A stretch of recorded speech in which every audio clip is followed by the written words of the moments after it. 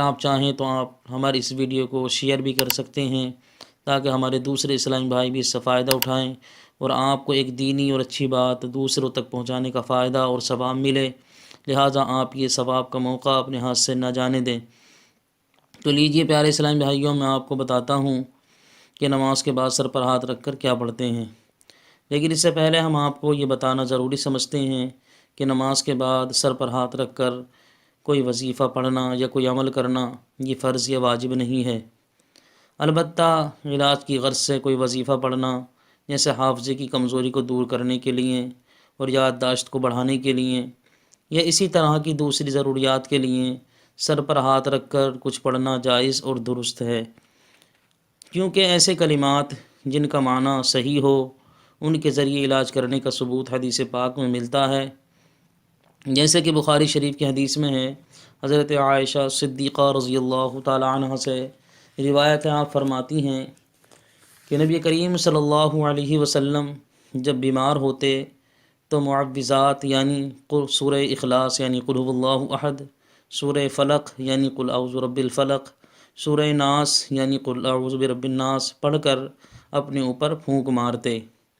پھر جب آپ کی بیماری، آپ کی تکلیف زیادہ ہو گئی تو میں ان صورتوں کو نبی کریم صلی اللہ علیہ وسلم پر پڑھتی تھی اور اپنے ہاتھوں کو برکت کی امید سے آپ کے جسم مبارک پر پھیرتی تھی۔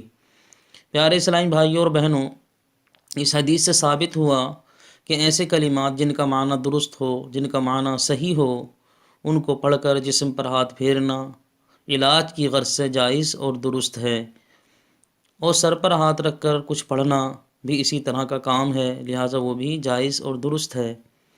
اور خود حضور نبی کریم صلی اللہ علیہ وسلم سے بھی یہ کام ثابت ہے کہ حضور نبی کریم صلی اللہ تعالی علیہ وسلم سر پر ہاتھ رکھ کر نماز کے بعد کچھ پڑھتے تھے، جیسے کہ حضرت انس رضی اللہ تعالیٰ عنہ سے روایت ہے۔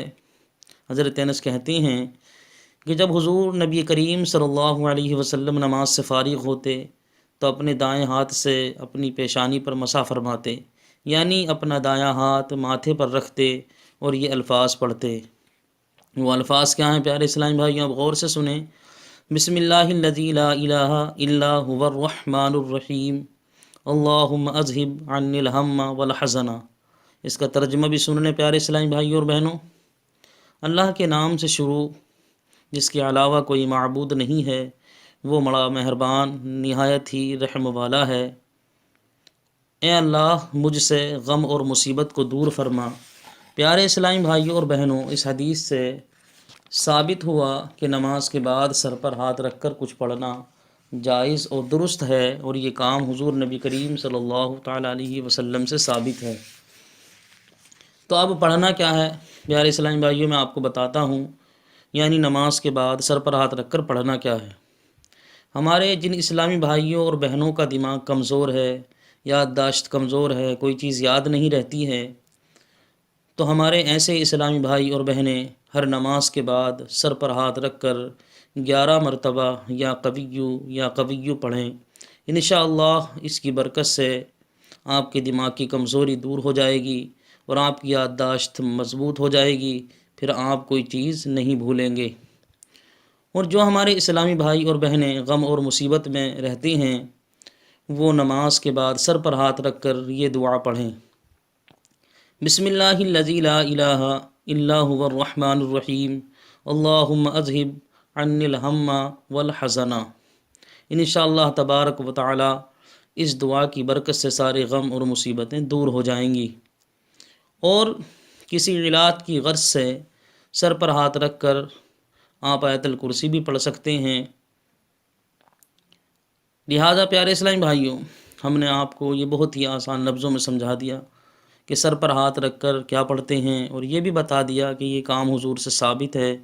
لہٰذا اب بھی ہماری کوئی بات آپ کے سمجھ میں نہ آئی ہو تو آپ کمنٹ کے ذریعے ہم سے پوچھ سکتے ہیں۔